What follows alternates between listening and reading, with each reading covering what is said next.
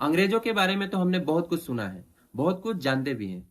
कैसे इन लोगों ने भारत पे चोरी की, डाका डाला, लगभग 45 ट्रिलियन डॉलर्स की वेल्थ को भारत से ले गए। बट शायद आप अंग्रेजों के इस सीक्रेट के बारे में नहीं जानते। अंग्रेज दिखने में तो बहुत गोरे थे, पर इनकी आदतें बहुत गंदी, वेरी डर्टी। छी छी छी। ये अंग्रेज 10 से 15 दिन तक नहीं नहाते थे, बस हाथ पांव और मुंह पे थोड़ा सा छिड़क लिया और सो गए। इन अंग्रेजों का मानना था कि अगर हम नहाएंगे तो हमारे बॉडी में जो पानी फेंका जाएगा या छिड़का जाएगा, उस पानी की वजह से हमारे बॉडी में पोर्स ओपन हो जाएंगे, जिन पोर्स के थ्रू वो बैक्टीरिया उक्टेरिया जो भी हवा में होती है वो बॉडी के अंदर चली जाती है और हमें बीमार कर देती है। और सुनो, इनके डॉक्टर्स भी इन्हें नहाने से मना करते थे, कहते थे ज्यादा नहाने से बॉडी का इम्यूनिटी खत्म हो जाता है, जिनके कारण हमें बीमार हो सकता है, तो अच्छा यही होगा कि तुम नहाओ ही मत।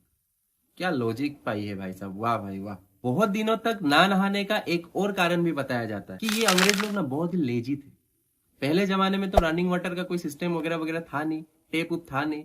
इनको नहाने के लिए पानी कुएं से निकालना पड़ता था, फिर उस पानी को टो करके सीढ़ियां चढ़नी पड़ती थी, फिर अपने रूम तक लेकर जाना पड़ता था, फिर नहाना पड़ता था।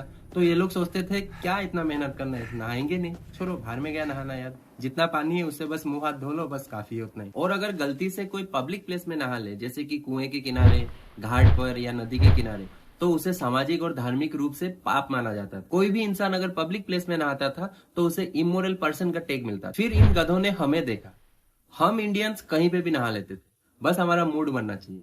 भले ही हमें नदी के किनारे नहाना पड़े, कुएं के किनारे पर नहाना पड़े या कोई घाट पर, हमें कोई फर्क नहीं पड़ता था, ठंडा हो या गर्म, बस हमारा मूड बनना है, हम नहा लेते थे कहीं पे भी। दिन में अगर हम इंडियंस दो दो बार भी नहा लेते थे, फिर भी हम अंग्रेजों से ज्यादा चुस्त और तंदुरुस्त रहते थे। तब जाके इन गधों को ये चीज एहसास हुआ कि नहाने से बॉडी में बैक्टीरिया नहीं घुसता था, नहाने की वजह से हम बीमार नहीं पड़ते थे, बल्कि नहाने से तो हमें एक रिफ्रेशमेंट मिलता था, एक एनर्जेटिक फील आता था। फिर धीरे धीरे इन्होंने अपनी सारी सुपरस्टिशन छोड़ी और रोज सुबह नहाना शुरू किया। And moral of the story ये है कि इस कहानी को सुनने के बाद आप मोटिवेट मत हो जाना भाई, ठंड का मौसम, सुबह 4 बजे उठ के कहीं नहाने मत चले जाना। धन्यवाद।